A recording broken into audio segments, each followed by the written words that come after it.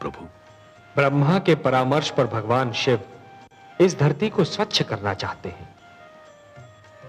उन्होंने धरती को जलमग्न करने का निर्णय कर लिया है। आने वाली अमावस्या को आकाश से ऐसा वज्रपात होगा कि कानों को ध्वनि सुनाई नहीं देगी। ऐसी वर्षा होगी मनु कि मानो लगेगा कि आकाश में छेद हो गया। जल का एक रेला आएगा और यह धरती गहरे जल में डूब जाएगी। मैं तुम्हें डूबने से बचाना चाहता हूं मनु। मैं आपकी कृपा और अनुकंपा को कैसे धन्यवाद दूं, परंतु हे जगदीश्वर, जब समस्त धरती ही डूब जाएगी, मानव जाति ही नष्ट हो जाएगी, तो मैं अकेला बचकर क्या करूंगा? हे मनु, जीवन मानव से महानतर है। मानव को मृत्यु आ सकती है, परंतु जीवन कभी नहीं मरता। जिस प्रकार एक डाली से एक पुष्प टूटता है परंतु वहीं से दूसरा पुष्प भी फूटता है, उसी प्रकार जहां एक जीवन का अंत होता है वहीं पर दूसरा जीवन प्रारंभ होता है। एक पीढ़ी चली जाती है परंतु वहीं दूसरी पीढ़ी पहली पीढ़ी के स्थान को रिक्त नहीं रहने देती। यही जीवन की परंपरा है। तुम इसी परंपरा को अक्षुण्ण रखोगे, तुम इसी परंपरा को जीवित रखोगे। यही मेरा उद्देश्य है। आपके आदेश का पालन तो मेरा परम धर्म है प्रभु।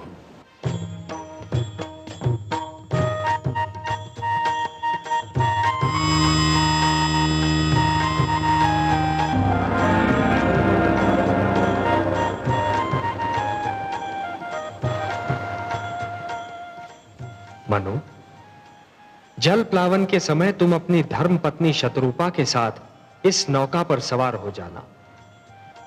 अपने अतिरिक्त इस नौका पर समस्त पशु पक्षियों का एक एक जोड़ा और उन सारे पौधों के बीज भी रख लेना जिन्हें तुम आवश्यक समझते हो। मैं मत्स्य के रूप में आऊंगा। तुम इस नौका को मेरे सींग से बांध देना। मैं तुम्हारी नौका को सुमेरु पर्वत पर ले जाऊंगा, जहां पहुंचकर तुम्हें एक नवीन जीवन का निर्माण करना होगा, एक नए मानव को जन्म देना होगा। जो आदेश प्रभु। मैं आपके आदेश का अक्षरशः पालन करूंगा।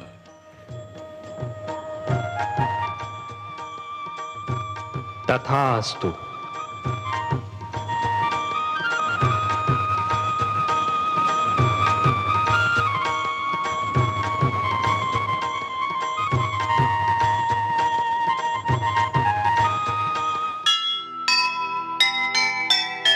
होते हैं संसार के संकट में जब प्राण, तब तब आते हैं प्रभु करने को कल्याण।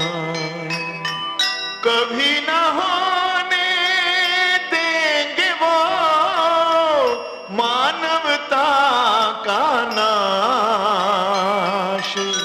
संकट मोचन है वही, है सबको विश्वास, है सबको विश्वास।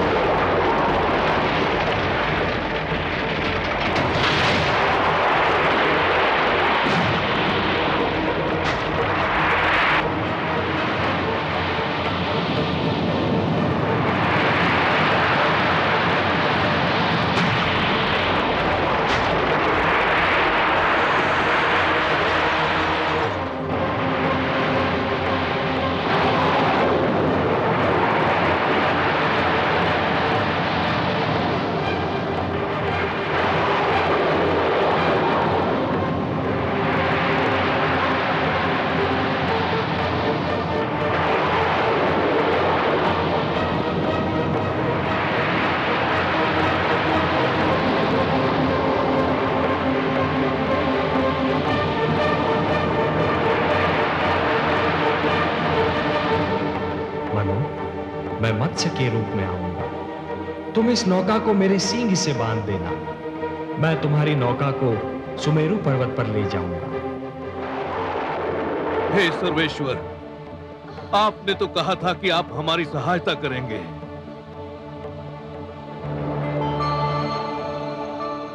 शांताकारं भुजगशयनं पद्मनाभं सुरेशं विश्वाधारं गगनसदृशं मेघवर्णं शुभांगं लक्ष्मीकान्तं कमलनयनं योगिभिर्ध्यानगम्यं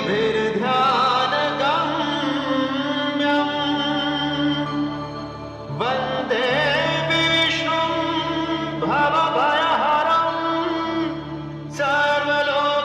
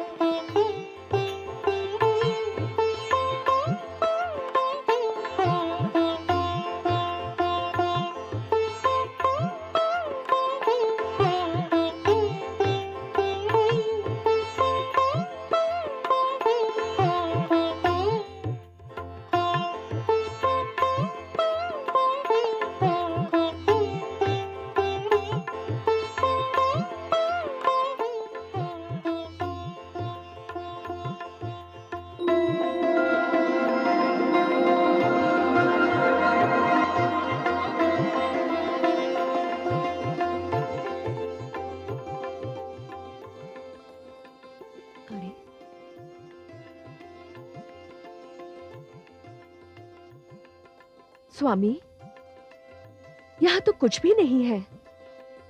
एकदम निर्जन स्थान लगता है। ऐसा मत कहो देवी, यहां हम हैं और यहां वो है जो कण कण में रमते हैं।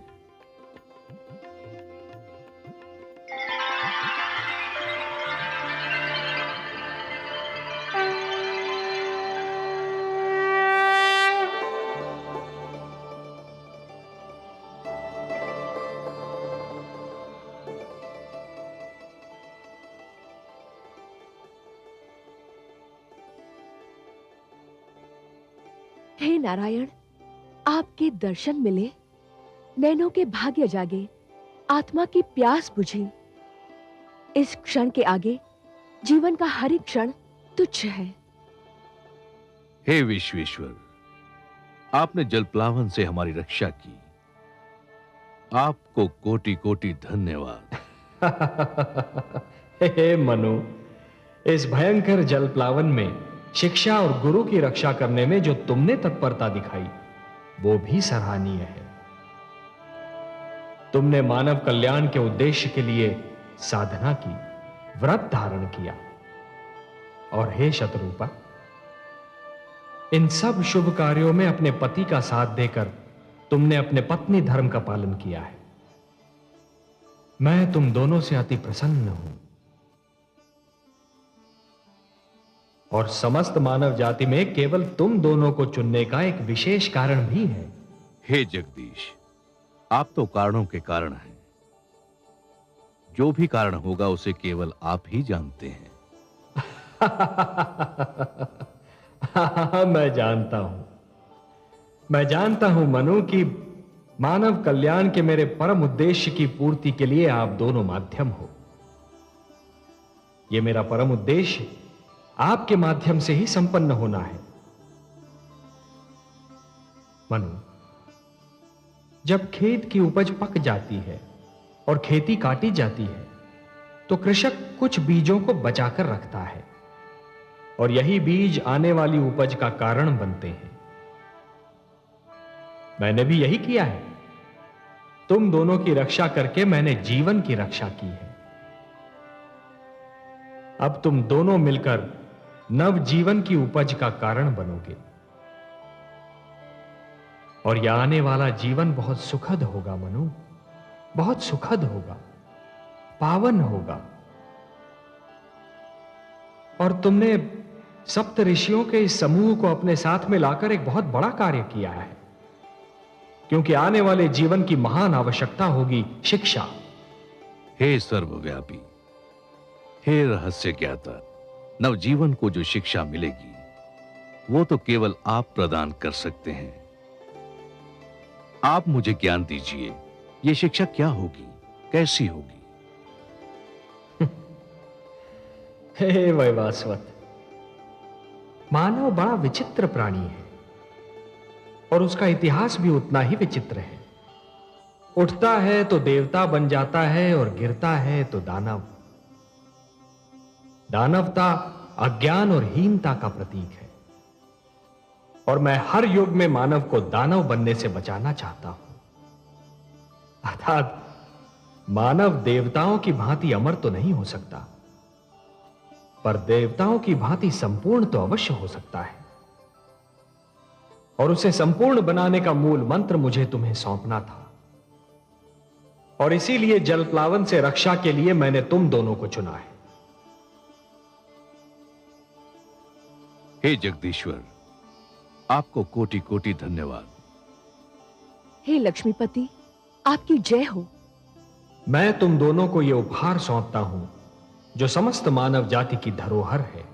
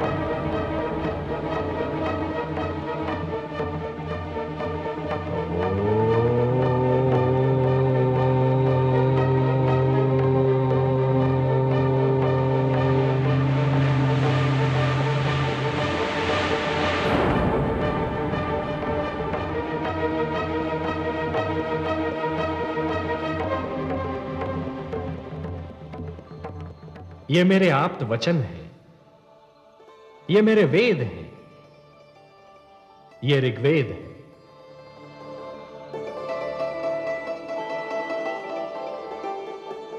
ये यजुर्वेद,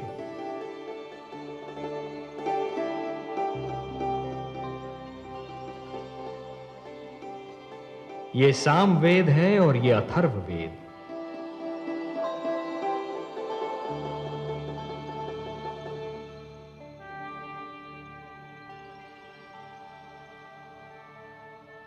ये मेरे सबसे बड़े वरदान हैं। मानवता को ये मेरा उपहार है। ये मेरे आप्त वचन तुम्हें और तुम्हारे उपरांत आने वाली हर पीढ़ी को जीवन के नियमों का ज्ञान देंगे। कृपा हुई भगवान की, लिया मत्स्य अवतार, वेदों की रक्षा हुई, किया बड़ा उपकार। अंत हुआ हयग्रीव का, हुआ पाप का नाश, फैल गया संसार में चारों ओर प्रकाश, चारों ओर प्रकाश।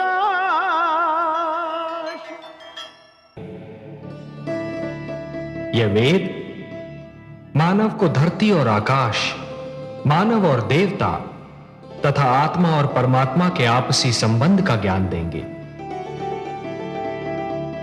इनमें वो सारे मंत्र निहित हैं जो जन्म से मृत्यु तक मानव की हर समस्या का समाधान बनेंगे।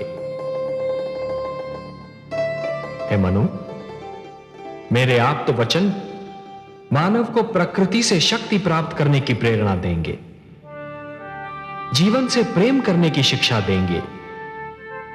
ये तुम्हारे मार्ग के दीपक हैं। और हे सप्तऋषिगण, आप इन मंत्रों के सर्वप्रथम दृष्टा हैं। धन्य हो प्रभु, आप वास्तव में कृपा निधान हैं। अपने आप्त वचन का दृष्टा बनाकर आपने हमें यह भी ज्ञान दिया कि हमारे अस्तित्व का उद्देश्य क्या है, हमारा लक्ष्य क्या है। हे मनु और शतरूपा, तुम्हें इनकी रक्षा करनी होगी। इस धरोहर को मानव जाति तक पहुंचाना होगा। हे नीलकांत, मैं वचन देता हूं कि मानवता की इस धरोहर की मैं अपने प्राणों से भी अधिक रक्षा करूंगा। हे लक्ष्मीपति, मैं आपके आप्त वचन को अपने तन मन में यूं सुरक्षित कर लूंगी कि इनकी शिक्षा मेरा दूध बनकर मेरी संतान के रक्त में घुल जाएगा। तो फिर संभालो अपनी धरोहर को। मेरे क्षीर सागर लौटने का समय आ गया है।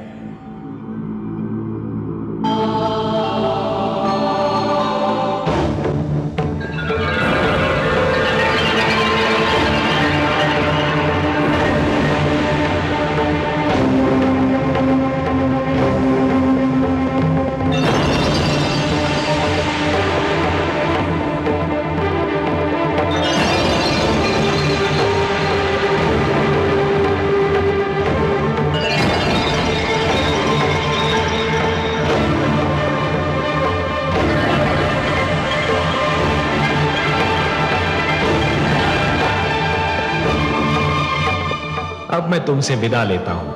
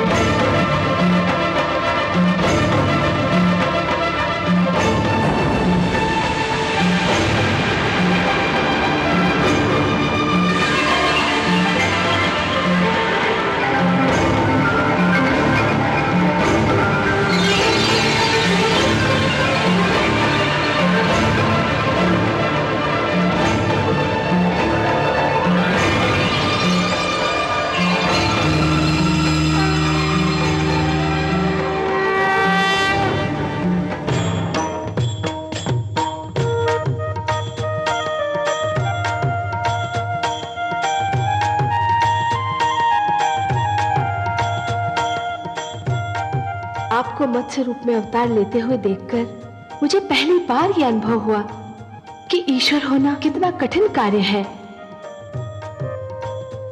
ईश्वरत्व की कठिनाइयों का अनुभव केवल ईश्वर ही कर सकता है। आपने अपना इतना सुंदर रूप छोड़कर मत्स्य रूप धारण किया। कितना कठोर था यह निर्णय। प्रिय, भक्तों के लिए तो मैं कुछ भी कर सकता हूं। मत्स्य रूप तो क्या, यदि मानव कल्याण के लिए मुझे इससे भी अधिक कुरूप रूप धारण करना पड़े तो भी मैं संकोच नहीं करूंगा।